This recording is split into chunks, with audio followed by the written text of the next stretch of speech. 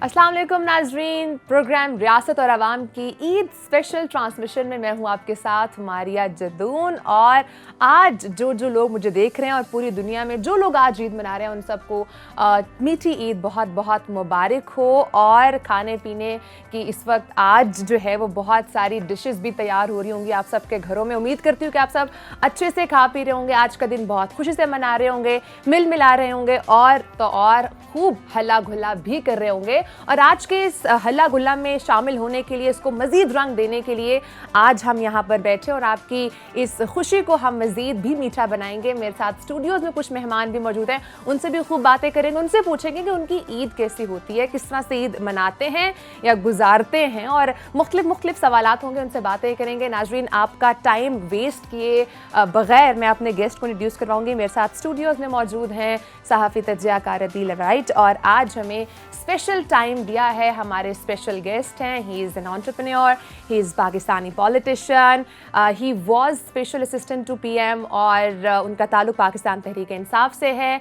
सैयद जुल्फ़िकार अब्बास बुखारी साहब, और इनको लोग जुल्फ़ी बुखारी के नाम से भी जानते हैं। सर, बहुत शुक्रिया, आज आपने हमें ईद के दिन टाइम दिया है। सर, कैसे गुजरी है ईद? आज का दिन काफ़ी रिलैक्सिंग है। अच्छा। फिर जो दूसरा दिन होता है वो हल्के में होता है, तो वो थोड़ा सा ज़्यादा हेक्टिक होता है। अच्छा, अमूमन होता ये कि जो पॉलिटिकल लोग होते हैं उनकी ईद थोड़ी डिफरेंट होती है, क्योंकि लोग भी उनसे एक्सपेक्ट कर रहे होते हैं कि वो हमारी खुशी गमी में शामिल हों। फैमिली की एक्सपेक्टेशंस अलग होती हैं कि वो भी हमारे साथ आएँ, हमारे साथ टाइम स्पेंड करें। सो क्या प्रायोरिटी होती है, फैमिली या लोग?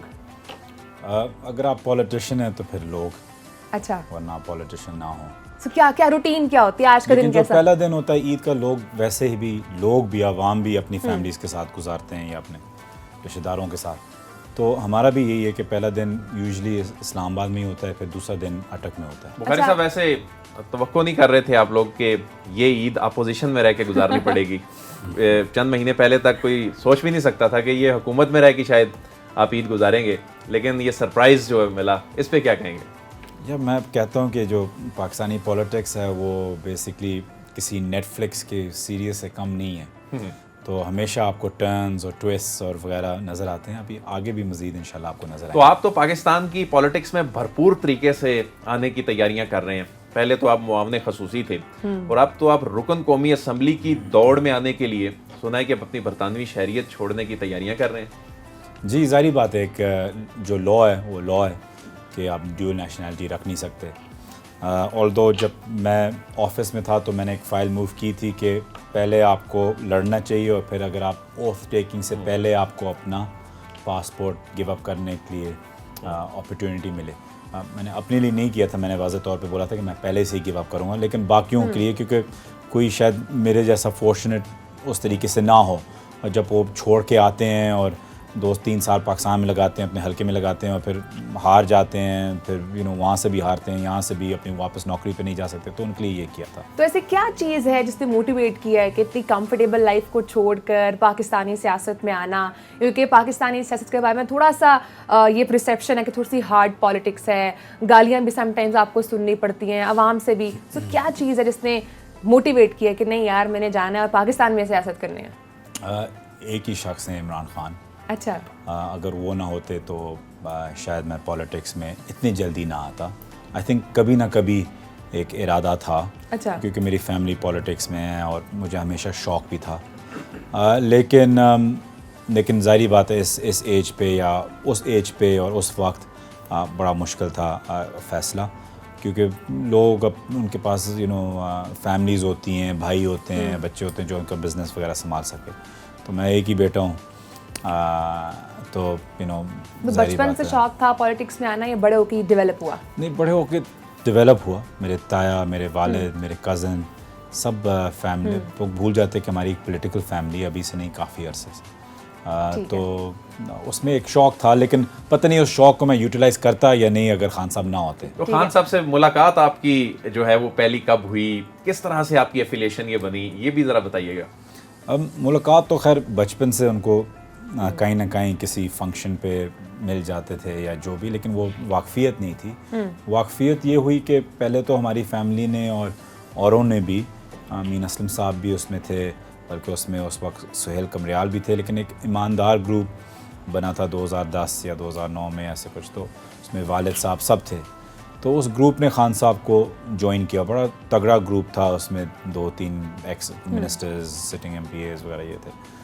तो उस वक्त हमारी फैमिली ने ज्वाइन किया था, पहले थे उस इलाके से। तो मैं था नहीं, मैं इंग्लैंड में था। तो जब वो इंग्लैंड में आए तो एक कॉमन फ्रेंड था, उसने बोला था कि यार एक खाना रखो रात को, और मैं और खान साहब आ रहे हैं, मिलते हैं। तो उस खाने पे गपशप लगी और फिर एक किस्म की दोस्ती शुरू होगी, और फिर वहाँ से फिर चीज़ें बढ़ती काफ़ी रहीं। गहरी दोस्ती बनी है। दोस्ती से फिर वो मोटिवेट करते रहे कि तुम ये ज़िंदगी कब तक जियोगे, और मैंने ये सब कुछ देखा है, और वो सारे वो लेक्चर शुरू हो गए, इंस्पिरेशनल स्पीचेस। तो ज़ाहिर बात है फिर हर साल इंस्पायर होते गए। ठीक है, अदील तो अपनी ईद सोकर गुजारते हैं, आप ईद गुजारते हैं, प्रॉपर सेलिब्रेट करते हैं, प्रॉपर कोई एक्टिविटीज़ होती हैं? सच कोई एक्टिविटीज़ नहीं होती, सच पूछें। आई विश होती हों, और मैं इंशाल्लाह अभी कुछ सोचूंगा कि ईद को थोड़ा सा, और ख़ास तौर पे जो इस्लामाबाद रह जाते हैं, मैं देखता हूँ कि इस्लामाबाद में सिवाय लंच या रात के खाने के उसके और कुछ होता नहीं था। जब हम इंग्लैंड में होते थे तो सारी फैमिली होती थी, या वहाँ पाकिस्तानी जो थे करीब दोस्त वगैरह, वो सब जमा होके बच्चों का क्रिकेट मैच चल रहा होता था, बड़े कुछ और कर रहे होते, पूरे दिन की एक सेलिब्रेशन होती थी। यहाँ उस तरीके से अब तक मैंने वो महसूस नहीं किया ईद, बल्कि एक डाउन टाइम हो जाता है कि ज़्यादा सो जाओ या ज़्यादा आराम करो, ईद की नमाज सुनो, और आप उसके प्रोपेगेंडा में आ गए।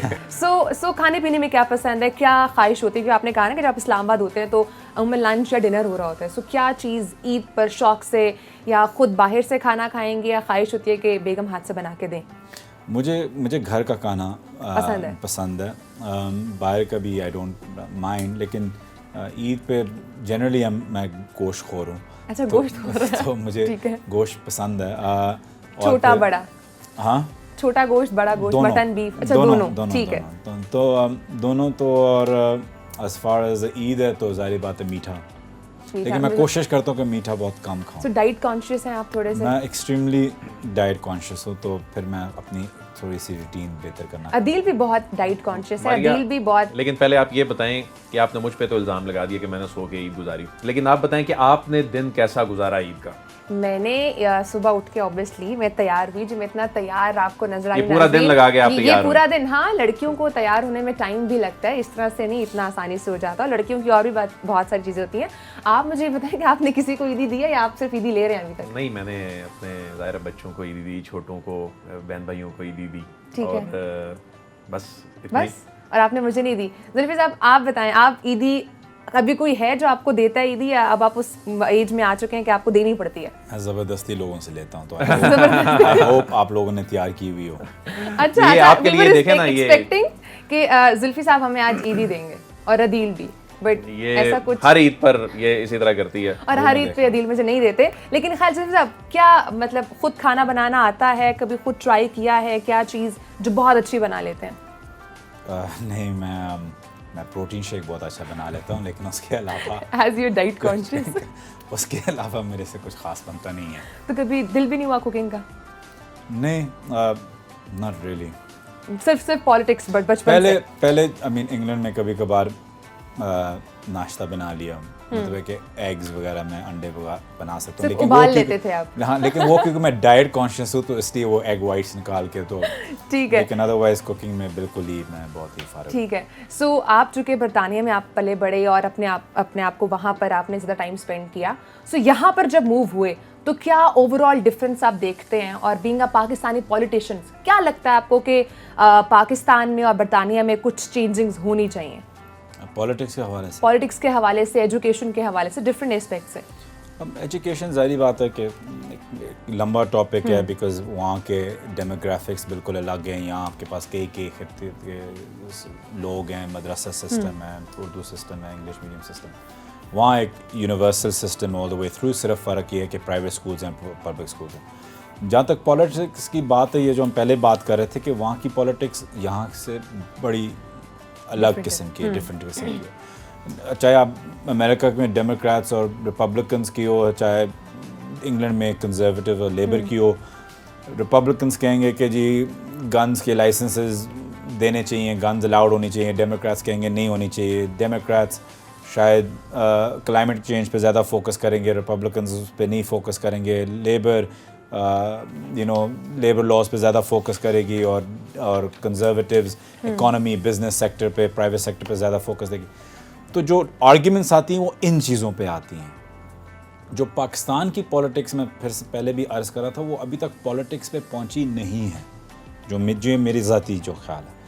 मैं समझता हूँ लग रहा है कि उस तरफ जा रही है, ये भी बहुत टाइम मैं समझता हूँ उस तरफ जारी हैं, ठीक है, अगर सही लोगों को मौका मिले। लेकिन उस तरफ तभी जाएंगी जब ये छांटी होगी इस किस्म की जो पुरानी पॉलिटिक्स थी। और इसमें मुझे पता है ये ज़्यादा सियासी शो नहीं है, लेकिन ख़ास तौर पे शरीफ फैमिली और भुट्टो फैमिली का आई थिंक वहाँ जब आप देखेंगे तो आप देखेंगे कि एक चेंज आएगी, नए चेहरे आएंगे, लोग कुछ करना चाहेंगे। यहाँ कितने लोग पॉलिटिक्स पे वोट देते हैं कि जी इसकी पॉलिसी इस चीज़ पे ये है, ऐसी है बरादरीज़म वगैरह या पार्टीज़म, फिर आप उस पर ही साथ लगे रहते हैं। लेकिन यहाँ तो पहले तो जो लड़ाई चलती है वो पॉलिसीज़ पे कम चलती है और इस पे चलती है कि ये चोर है और मैं नहीं हूँ, बिल्कुल, या ये गद्दार है मैं नहीं हूँ, या इसने ये गलत किया है और इस पार्टी ने नहीं किया। पहले तो सबको एक मियार पे ले, जब मैं ये नहीं कह रहा क्योंकि मैं पीटीआई का हूँ, लेकिन आई जनरली मीन इट, अगर खान साहब जैसा नहीं तो उनके आसपास करीब किसी मियार का अगर लीडर आ जाए in terms of honesty, integrity, Sadiq और अमीन, उसके बाद फिर आ जाते हैं आप क्लाइमेट चेंज पे, इकोनॉमी पे, बाकी चीज़ों पे। मैं पहले कह रहा हूँ पहले ये लड़ाई तो पहले डिसाइड करें ना कि कौन जीतेगा, ईमानदार जीतेगा या चोर जीतेगा, कॉन्विक्ट भागा हुआ क्रिमिनल जीतेगा या यहाँ जो एक पूरे कौम के लिए खड़ा हुआ है वो जीतेगा। पहले इस लड़ाई को तय करें फिर पॉलिटिक्स। जुल्फी साहब, आपने कहा कि चोर और गद्दार के अल्फाज आपने गद्दार क्योंकि अभी ये चल रहा है, लेकिन ये हमारी पाकिस्तानी पॉलिटिक्स में बहुत ज़्यादा आजकल ये सुनने को मिल रहा है। आप नहीं समझते कि खान साहब पाकिस्तान की पॉलिटिक्स को इस नहज पे ले गए हैं? बहुत ज़्यादा एग्रेशन लोगों में भी आ गया है और लोग जो हैं उनमें अदम बर्दाश्त जो है वो बढ़ता जा रहा है। देखिए, इसके दो पहलू हैं। बर्दाश्त इन चीज़ों का हो, जैसे कि मैं कह रहा हूँ कि आपका व्यू पॉइंट मेरे व्यू पॉइंट से अलग हो, वो बर्दाश्त होगा। आप कहेंगे कि जी खान साहब ने 50 लाख घर नहीं बना सकते क्योंकि साल में 2,80,000 घर बनते हैं पाकिस्तान में, तो 5 से मल्टीप्लाई करें तो वो नंबर नहीं आ सकता। एक ओपिनियन होगी, उस पर हम बहस करते हैं। लेकिन बर्दाश्त आप क्या चाह रहे हैं कि आपकी कौम बर्दाश्त करे उन लोगों को, और अगेन मैं पार्टी को ओवरऑल नहीं कह रहा, मैं कह रहा हूँ उन चंद लोगों को जिनने मुल्क को बेचा है, जिनको मुल्क को ख़रीदा है, मुल्क को लूटा है और फिर भाग गए, जिनने हर पाकिस्तानी के साथ गद्दारी की है। गद्दारी ये मैं नहीं कह रहा कि उस सिर्फ लिहाज से, लेकिन गद्दारी क्या होती है? जुल्फी बुखारी अगर लंदन से पाकिस्तान आया होता, लूट मार के वापस इंग्लैंड चला गया होता, और वहाँ से मैं ट्वीट्स अपने इंग्लैंड के ड्राइंग रूम से भेज रहा होता कि जी सपोर्ट खान और निकलें, पाकिस्तान को आज़ाद करें, आप लोग कहेंगे यार लूट मार के तुम बाहर चले गए हो और वहाँ से तुम ट्वीटें और मशवरे दे रहे हो, यहाँ आके लड़ो। तो इन लोगों ने बिल्कुल वही किया है। अगर नवाज शरीफ साहब को अपनी इनोसेंस के लिए फ़ाइट करना था, अगर वो था तो रहते, शहबाज शरीफ करते, मतलब बाकी सब ये लोग जो सारे थे ज़रदारी करता, तो इनको आप क्या चाह रहे हैं कि आप कह रहे हैं माशरे में वो बर्दाश्त आ जाए कि वो चोर को चोर ना बोलें, माशरे में वो बर्दाश्त आ जाए कि वो गद्दार को या किसी उस बंदे को उसकी असलियत ना दिखाएं, वो बर्दाश्त है या वो कमज़ोरी है या वो बगैरती है? थोड़ी सी सीरियस हो गई है। खान साहब क्या बहुत करीब थे हैं, फिर एकदम ऐसा क्या हुआ, किसने गलत फहमी डाली कि थोड़ी सी दूरी आ गई है? नहीं, देखें, दूरी की बात नहीं है, इट्स अबाउट कि एक गवर्नमेंट का सिस्टम चलता है। तो जब आप ऑफिस में होते हैं तो ऑफिस की मशीनरी होती है, उस मशीनरी में आपके MS, ADCs, SPMs वगैरह, PSOs वगैरह आपका सारा एजेंडा करते हैं। तो जब आप सिस्टम के अंदर होते हैं, मीनिंग कि जब आप एक कैबिनेट मिनिस्टर हों या कैबिनेट पोजीशन होल्ड करें, तो आप उस सिस्टम के अंदर रहते हैं। जब आप एक ऑफिशियल पोजीशन होल्डर नहीं हो तो आप जब तक बुलाए ना जाएं आप वहाँ होते नहीं हैं, तो बहुत कम ही होते हैं। तो ज़ाहिर बात है उस चीज़ से जो भी उस पोजीशन में नहीं हो उससे दूरी आएगी। दूसरी बात, PM साहब काम करते हैं सुबह से लेकर रात तक, तो जब रात तक फारग होते हैं तो फिर सोते हैं। आप अभी भी समझते हैं वो PM है, आप बन के आएंगे? कितनी बार देखिए, हम प्रोग्राम में मैं- कह देते हैं वज़ीर आज़म इमरान अभी खान तक साहब। ये ठीक है, ये सब मुझे कहते हैं, लेकिन मैं सबको यही कहता हूँ कि हर आज़ाद और हर एक खुददार दिल का पीएम अभी तक इमरान खान है। सही। अच्छा, जब उनकी वजारत उज़्मा के दौर में आपके लिए भी एक ऐसा मौका आया जब आपको भी यकीनन मायूसी हुई, आप इक़्तिदार के ऐवानों से दूर हो गए, कुछ अपनों ने ही कुछ ऐसा माहौल बना दिया। चले मैं बात कर लेता हूँ रिंग रोड स्कैंडल के हवाले से, आप पर उंगलियां उठनी शुरू हो गई, फिर आप अचानक पीछे हट गए, आप गालिबन बाहर चले गए, उसके बाद फिर आपकी वापसी हुई, और वो लोग जिन्होंने खान साहब को कुछ सुनाया था, कान में कुछ डाला आपसे मुतालिक बात, वो अब चले गए बैरून मुल्क। तो इस सारे मामले को आप किस तरह करेंगे? क्या आपको अफसोस हुआ जो कुछ हुआ आपके साथ? और क्या वाकई में रिंग रोड में कोई पैसा बनाया था आपने, या जस्ट बातें हैं? तो आप क्या समझते हैं, आपको ईदी कहाँ से दूंगा? अच्छा, ये नहीं कि हुआ। ठीक है, सो यस। तो देखें, इसको दो तरीके से देख सकते हैं। मायूसी ज़रूर हुई, इसमें कोई शक नहीं है, क्योंकि उस वक्त मैं बड़ा मायूस था, सच पूछें। मैं बड़ा, क्योंकि देखें अभी साल होने को आया है, 10 महीने 11 महीने जो भी हैं, अभी तक रिंग रोड का मुझे एंकर्स टीवी शोज़ पूछते हैं तो मुझे अभी तक बोलना पड़ता है। अल्लाह का बड़ा फ़ज़ल है कि रिंग रोड पे पूरा पाकिस्तान, ख़ास तौर पे पिंडी, इस्लामाबाद, इस नॉर्दर्न पंजाब में हर बंदे को पता है कि बिल्कुल ही एक स्टूपिड सी चीज़ थी। और जो लोग यहाँ रहते हैं, हर इंसान को पता होता है कि ये इंच ज़मीन किसकी है, चाहे आपके नाम पे भी हो, उनको ना हो, लोगों को पता होता है कि ये आप आदिल भाई शायद सामने हो, लेकिन उनको पता होगा कि ये जुल्फ़ी बुखारी की ज़मीन है पीछे से। तो शुक्र है अल्हम्दुलिल्लाह वो चीज़ स्टिक नहीं कर सकी, क्योंकि हर इंसान को पता था कि मेरा कोई लेना देना नहीं था। मैं इस पे अभी तक भी जाता हूँ। अभी तो रिंग रोड की चीज़ ख़त्म हो गई है, हमारी हुकूमत भी नहीं है, बने ना बने हमारा क्या, लेकिन बात यह मैं अभी तक कहता हूँ कि वो बिल्कुल मिसलीडिंग थी। सही। जो भी रिंग रोड की सारी चीज़ें थी वो एक सोसाइटीज़ की जंग थी, और वो गलत ब्रीफिंग थी, और उस सोसाइटीज़ और ब्यूरोक्रेट्स की जंग के अंदर और एक दूसरे की डिफरेंसेस के अंदर मुझे डाला गया। लेकिन अल्लाह के हर काम में बेहतरी होती है, और मैं समझता हूँ कि इन 9-10 महीनों में जितना मैं सीखा हूँ, मैच्योर हुआ हूँ, लोगों की भी बेहतर समझ आ गई है। मैं समझता हूँ कि ये सबक देता है। वो बिल्कुल। तो आई थिंक इसमें जो लर्निंग कर्व मुझे मिला है, मैं अल्लाह से कोई एक बेहतर क्रैश कोर्स मांग नहीं सकता। साहब, बहुत सारे लोग यहाँ पर करप्शन करते हैं, करप्शन करने के बाद वज़ीर आज़म भी बन जाते हैं, मुख्तलिफ ओहदों पर चले जाते हैं। आप पर हल्का सा इल्ज़ाम था, सो उस इल्ज़ाम के बाद रिज़ाइन दे दिया, क्यों? देखिए, क्योंकि जो इल्ज़ाम था वो एक रिटन फॉर्म में था, जो उस वक्त के पिंडी कमिश्नर गुलजार शाह की जो रिपोर्ट थी उसमें लिखा हुआ था कि a close relative of Dr. Taqir Shah possibly could have influenced the alignment। तो वो जब एक ज़ाहिरी बात पे आपने पब्लिक रिकॉर्ड पे डाल दिया हो, तो आप इंग्लैंड और पाकिस्तान को कंपेयर कर रहे थे, तो कंपैरिजन यही है कि उस चीज़ पे आपको रिज़ाइन करना चाहिए जब तक वो इंक्वायरी ख़त्म ना हो। और जिन प्राइम मिनिस्टर्स वगैरह की आप बात कर रहे हैं, आपने उनका हशर देख लिया कि वो ना पाकिस्तान में कि ना किसी और मुल्क में पब्लिक में निकल सकते हैं, उनका हशर इस वक्त ये हुआ हुआ। तो हम नहीं चाहते कि हमारी किसी भी जमात के अंदर किसी पॉलिटिशियन के साथ ऐसा हो। जुल्फी साहब, आपके जो रिश्तेदार हैं, डॉक्टर साहब जो हैं, वो तो अब भी ज़ाहिर है इक़्तिदार का ईवान जो नया बना है उसमें हैं। इससे पहले आपके दोस्त प्राइम मिनिस्टर थे, अब प्राइम मिनिस्टर के जो सेक्रेटरी हैं वो आपके रिश्तेदार हैं। तो आपकी तो ताल्लुकदारी अब भी ईवान वज़ीर आज़म में हुई ना? बिल्कुल कह सकते हैं। यानी दौर कोई भी हो, आप ईवान वज़ीर आज़म में आप जो हैं वो किसी ना किसी तरीके से इन है। नहीं, डॉक्टर तकीर शाह साहब एक बड़े काबिल और प्रोफेशनल ब्यूरोक्रेट हैं। सब पूरी ब्यूरोक्रेसी को जानते हैं कि वो इंतहाई इफ़ेक्टिव है। लेकिन हमारी कभी भी इन चीज़ों में वो बात नहीं हुई, ना कभी उनने मुझे कुछ बोला है, ना मैंने कभी उनको कुछ बोला है। जहाँ तक सियासत की बात है, हम कम्प्लीटली प्रोफेशनल रखते हैं। ठीक है साहब, आपने भी थोड़ी देर पहले कहा कि आप इस सियासत में बिकॉज ऑफ इमरान खान साहब हैं। सो क्या ऐसी चीज़ है उनकी, कोई ऐसी खूबी जो आपको बहुत फैसिनेट की और आपने कहा नहीं ये मेरे लीडर हैं, ये मेरे मेंटोर हैं?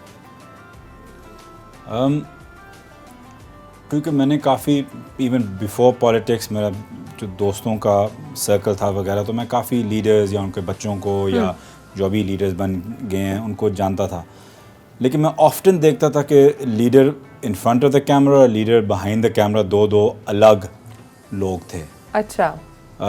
जो इमरान खान साहब की जो बात थी ख़ास तौर पे मैं समझता हूँ कि उनका, मैं हमेशा कहता हूँ कि the reason I found him the best out of all of them वो सिर्फ इसलिए था बिकॉज जब वो he was at his most profound when he was alone, meaning कि वो जब अकेले थे उनकी सोच और भी परवाज़ करती थी। तो जब वो वज़ीर आज़म बन जाएं या जब वो अपोजिशन में थे, लीडर हैं, आगे हैं, तो वो फिर भी उनके जो वो करना चाह रहे हैं वो फिर भी कहीं ना कहीं रुकावटें होती हैं।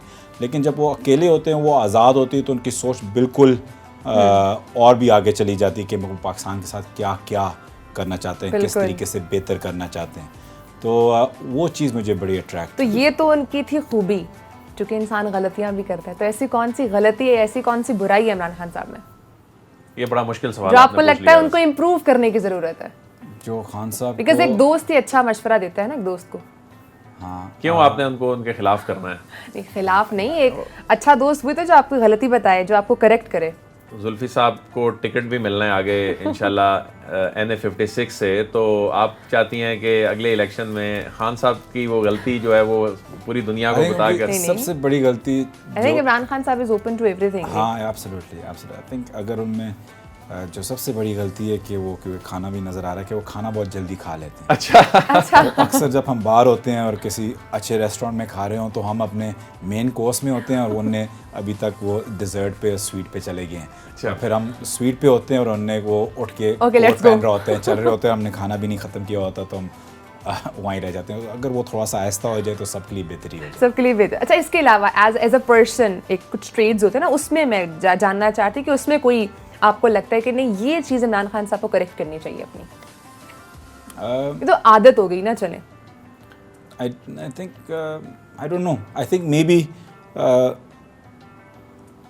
थोड़ा सा ज़्यादा डिटेल, क्योंकि खान साहब बिल्कुल बर्ड्स आई व्यू मैक्रो देखते हैं हर चीज़ को। ज़ाहिर बात है हर लीडर को करना भी वो चाहिए, ज़्यादा डिटेल में नहीं जाना चाहिए। लेकिन आई थिंक क्योंकि वो क्रिकेट से फिर शौकत खानम और फिर ऑब्वियसली पॉलिटिक्स, तो आई थिंक वो जो हल्की सी जो वो होती है डिटेलिज्म अगर कह लें कि उसमें थोड़ा बहुत किस चीज़ें हो, तो I think that would probably detailing में ज़्यादा चले जाते हैं थोड़ा सा। नहीं, नहीं कई चीज़ों में, जाते। लेकिन कई चीज़ों में चले जाते हैं, कई चीज़ों में बिल्कुल नहीं जाते। अच्छा, तो कोई ऐसे टिप उनको देंगे यार इन चीज़ों में आपको ज़रूर डिटेलिंग में जाना चाहिए? यार एक इंसान दुनिया का सबसे बेहतरीन एथलीट बना, एक सबसे मशहूर सेलिब्रिटी बना, उसके बाद सबसे मशहूर पॉलिटिशियन बने, उसके बाद सबसे मशहूर पॉलिटिशियन आई थिंक पूरे सब कॉन्टिनेंट में बना है, फिर प्राइम मिनिस्टर बना है विदाउट एनी फैमिली लेगेसी, 30 साल स्ट्रगल की। आई थिंक उसके बाद मैं उनको टिप दूं तो मुनासिब नहीं होगा। लेकिन चूंकि जब वक्त ज़्यादा गुजारते आपने ओवरसीज पाकिस्तानियों के लिए बड़ा काम किया, आपके पास ओहदा भी रहा। ये बताइए कि ये क्या वजह है कि ये परसेप्शन क्यों है कि ओवरसीज पाकिस्तानीज की बड़ी तादाद जो है जी वो इमरान खान के ही वोटर हैं? यही वजह है कि अब जी इंटरनेट वोटिंग को खत्म करने की बातें हो रही हैं, इंटरनेट वोटिंग, इंतखाबी इस्लाहत की बात होती है जी, क्या होना है जी, इंटरनेट वोटिंग खत्म, ये परसेप्शन है।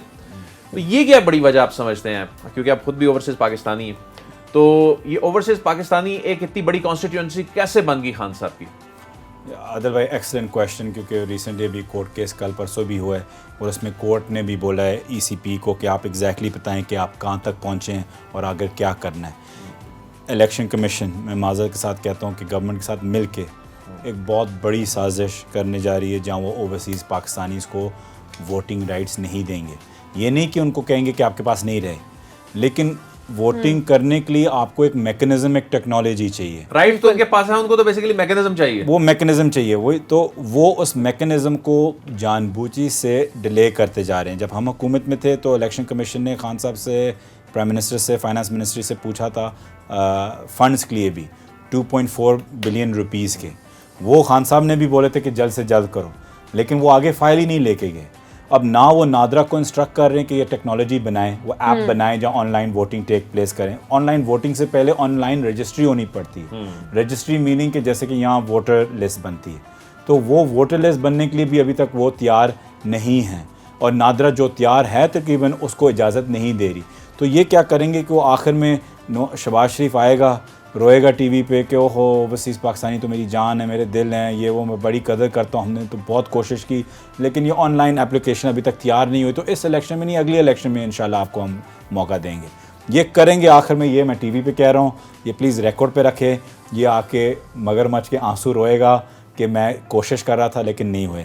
क्यों? क्योंकि majority 10 million overseas Pakistani, majority PTI। ये 10 मिलियन में आपने कोई ऐसी असेसमेंट की है कि किन किन कॉन्स्टिट्यूएंसीज में, मिसाल के तौर पे एक तासुर ये है कि जो GT रोड के जो कॉन्स्टिट्यूएंसीज हैं वहां पर ये बड़ा इम्पैक्ट क्रिएट कर सकते हैं, तो ओवरसीज पाकिस्तानी जो हैं ये आप क्या समझते हैं कि किन हलकों में ज़्यादा इनका किरदार है? सेंट्रल पंजाब में, सेंट्रल पंजाब में, जेलम में, अपना है मंडी बाउद्दीन में, अटक में भी, गुजरात में भी, फिर KP चले जाएं, मलाकंड में भी, स्वात में, तो इन सारी जगहों में बहुत ज़्यादा इनका इन्फ्लुएंस है।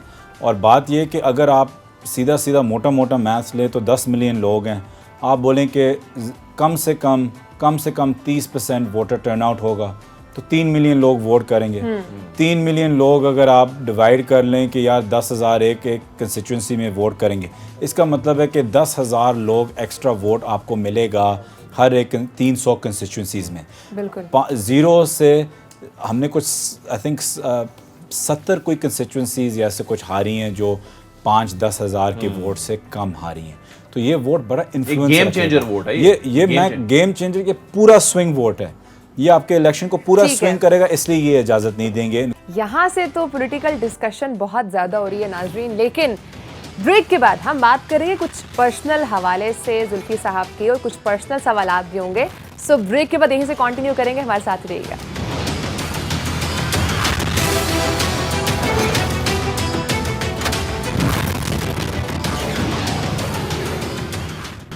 वेलकम बैक नाज़रीन, एक बार फिर से आपको छोटी ईद बहुत बहुत मुबारक हो। जुल्फी साहब, नून लीग या ऑपोजिशन में कौन सा अच्छा दोस्त है? नून लीग या ऑपोजिशन में ओवरऑल अच्छा दोस्त? कितने सारे पीपल्स पार्टी में से या मतलब किसी भी ऑपोजिशन जमात में से?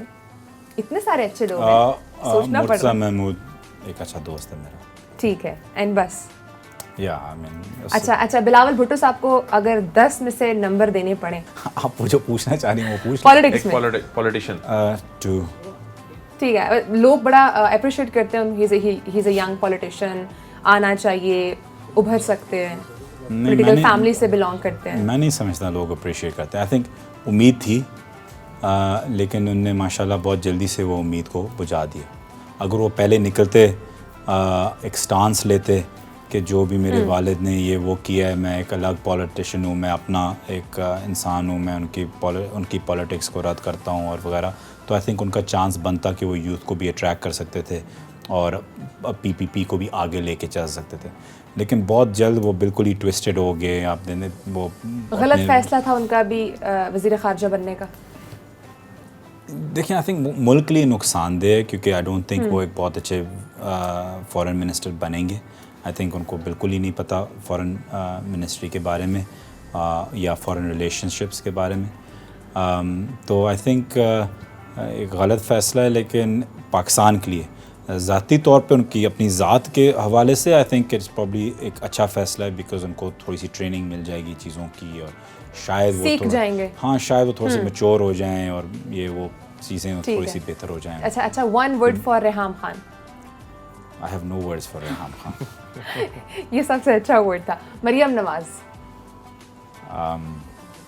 कोई एक वर्ड देना पड़ेगा, like it can be positive negative, but देना पड़ेगा। World's best change. चेंज, ठीक है। आबिद शेर अली, इररेलेवेंट। ओके। हनीफ अब्बासी साहब, ड्रग पेडलर। हमजा शहबाज,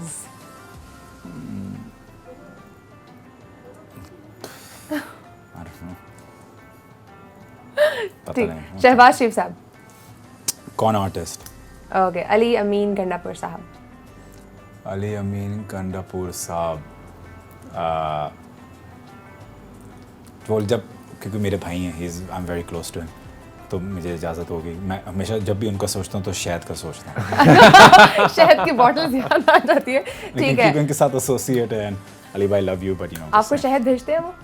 नहीं अच्छा पता नहीं क्यों। अच्छा, नेक्स्ट टाइम से अली अमीन साहब आपने इनको ज़रूर शहद भी भेजना है। आमिर लियाकत हुसैन साहब, मेंटली अनबैलेंस्ड, ठीक है। और नवाज शरीफ साहब, criminal, convict, on the run. Bilawal Bhutto साहब, बिलावल भुट्टो साहब, आई थिंक काफ़ी है। यही काफ़ी है, उनके नाम के साथ साहब लगा दिया, ठीक है। और इमरान खान साहब, रेवोल्यूशनरी हीरो। मरियम औरंगजेब साहिबा, इंफॉर्मेशन मिनिस्टर के बारे में। ठीक है, ठीक है। कभी इमरान खान साहब ने डांटा है आपको कि आपने ये चीज़ ठीक नहीं की? खान साहब ने मुझे कई दफ़ा कई चीज़ों पे डांटा है, तो मतलब कोई exact एक नहीं ऐसे आपको पता। दिल पे लगी हो कि नहीं यार ये नहीं कहना चाहते, यहाँ पे तो मैं ठीक था? नहीं, ऐसी कोई ऐसा चीज़ कुछ नहीं, नहीं? ऐसी कोई चीज़ नहीं। जुल्फी साहब ये बताएं कि इक़्तिदार में आने से पहले के इमरान खान 2018 के इमरान खान, यानी उसके बाद 2018 से 22 के इमरान खान, और अब 2022 इक़्तिदार से निकलने के बाद के इमरान खान में आपको फ़र्क देख रहे हैं? थोड़ा बहुत आई थिंक नज़र आ रहा है। आई थिंक वो और भी अपने एलिमेंट में चले गए हैं, क्योंकि वो बिल्कुल खान साहब के जो पहले जो उनका इंटुइशन होता है ना, जो उनका इंस्टिंक्ट होता है, वो हमेशा सही वाला होता है। उसके बाद जो भी होते हैं वो फिर एक फीडबैक, लोगों की राय लेना, फिर वो कंक्लूड होना, फिर लॉजिक बीच में आ जाती है, फिर नहीं ये ज़्यादा अक्लमंदी होगी या ये ज़्यादा वो होगा। लेकिन हमेशा जो उनका पहला, मैं समझता हूँ, again I could be wrong, लेकिन जो मैं समझता हूँ कि जो पहला जो उनका इंस्टिंक्ट होता है वो हमेशा सही वाला होता है। ठीक है। सो अब अक्सर हमने मीडिया के अंदर खबरें देखी या नाक़दीन बातें भी करते हैं कि आपकी दूसरी शादी हुई है, इसमें कितनी हकीकत है? इसमें अनफॉर्चुनेटली कोई हकीकत नहीं है। कोई हकीकत नहीं है, ठीक है। इमरान खान साहब को आगे 2 सालों में आप कहाँ देखते हैं? 2 साल आगे वज़ीर आज़म पाकिस्तान। वज़ीर-ए-आज़म पाकिस्तान देखते हैं, ठीक है। आपको लगता है कि अभी तक का अगर अर्ली इलेक्शंस हो जाते हैं तो उसमें आपको लगता है इमरान खान साहब 2/3 मेजॉरिटी के साथ आएंगे? जी, मैं समझता हूँ 2 साल बाद तो वो कुछ 1.5 साल वज़ीर आज़म के रोल में हो चुके होंगे। अच्छा, ठीक है। अभी लोग निकालने जा रहे हैं सड़कों पर, ये इतनी गर्मी पड़ रही है, इतनी गर्मी में लोग निकलेंगे?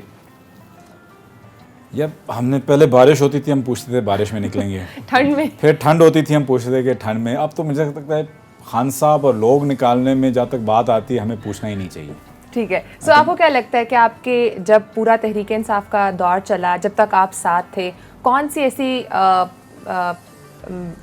गलतियां आप लोगों ने की हैं जो नेक्स्ट टाइम आप कहेंगे कि हमने नहीं करनी है, ये हमने सबक इस दौर से सीखा है? यार अगर एक चीज़ हो, आई थिंक मैंने पिछले शो पे भी बोला था कि HR, आई थिंक उसको खान साहब भी और हम भी, PTI भी उसको बेहतर तरीके से मैप आउट पहले से कर लें इन एडवांस, कि हमारी HR बेहतर होने चाहिए, सिर्फ हमारे कैबिना में और हमारे सेलेक्टेड लोगों में नहीं, लेकिन ब्यूरोक्रेसी में भी। तो आई थिंक इन दोनों चीज़ों को अगर हम बेहतर तरीके से मैप आउट करें, HR बेहतर हो, तो चीज़ें बेहतर हमारे लिए रन करेंगी पहले दिन से। आई थिंक HR में थोड़ी सी हमारी खान साहब कह तो रहे हैं इस दफ़ा टिकट मैं खुद दूंगा, कोई भी टिकट ऐसा नहीं होगा जो मेरी नज़र से नहीं गुजरा होगा। वो सही है। और ये वैसे अब जहांगीर तरीन साहब से मुतालिक सवाल पूछना भूल गई, कितना अहम रोल रहा जहांगीर तरीन साहब का, और जहांगीर वैसे तरीन इमरान साहब खान साहब से मुतालिक तासुर भी है कि जो शख्स उनके बहुत करीब होता है इमरान खान साहब से छोड़ देते हैं या धोखा दे देते हैं। Is it right? I don't know, yet to be seen. चले, क्योंकि हमने बहुत सारी एग्जांपल्स देखी, लोगों के लिए क्या मैसेज देंगे, क्योंकि प्रोग्राम का हमारा एंड हो चुका है, सो क्या मैसेज होगा जनरल ऑडियंस? यही कहता हूँ कि देखें, आपने ईद की मुनासिबत ईद की मुनासिबत से आप देखें, आपने एक पूरा महीना 30 दिन गुजारे हैं रमज़ान में, और रमज़ान में मकसद ये था कि आप अपने आप को खाने से दूर रखें, अपना तक़वा बढ़ाएं, चाहे वो खाने से हो, चाहे वो अपनी नमाज़ों में हो, चाहे वो हर चीज़। लेकिन मजहबी तक़वा आप तभी बढ़ाते हैं वो भी किसी मकसद के लिए इस्तेमाल करने के लिए, अपने आप के साथ एक जाके पहाड़ में आप अकेले रहने के लिए नहीं, इस दुनिया में रहने के लिए, माशरे में रहने के लिए। तो जब आप अपना इतनी मेहनत आप लोगों ने की है, इतनी ज़्यादा कितना ब्लेसेड मानते, कितना खूबसूरत महीना आप लोगों ने गुजारा है, उसको उस स्पिरिचुअलिटी को आगे लेके जाएं अपने फ़ैसलों के अंदर, चाहे वो जो भी हो, सियासी हो या किसी और चीज़ में हो, उनको उसमें लेके जाएं। और ख़ास तौर पे इस ईद पे अपना ख्याल रखें, अपने रिश्तेदारों का ख्याल रखें और उन लोगों का ख्याल रखें जो शायद आप लोगों जैसे खुशकिस्मत ना हो, जिनके पास आप लोगों के ज़राए ना हों, उनके लिए ख़ास तौर पे पाकिस्तान में उनके लिए सोचें। बहुत ही अच्छा मैसेज कि सिर्फ अपने आप को नहीं देखना, अपनी खुशी को नहीं देखना, अपने इर्द गिर्द जो लोग हैं उनको भी अपनी खुशियों में शामिल करें। छोटी ईद नाम ही इसी चीज़ का है कि आपसे जो लोग नाराज़ हैं उनको मनाएं, जो आपके इर्द गिर्द लोग हैं उनको अपनी खुशियों में शामिल करें। बहुत शुक्रिया जुल्फी साहब, आपने आज प्रोग्राम को टाइम दिया, ईद के पहले दिन टाइम दिया, दिल आपका भी बहुत शुक्रिया। नाज़रीन, टाइम ख़त्म हो चुका है, इंशाल्लाह आपसे कल फिर मुलाकात होगी। अपना बहुत सारा ख्याल रखिएगा। अल्लाह हाफ़िज़।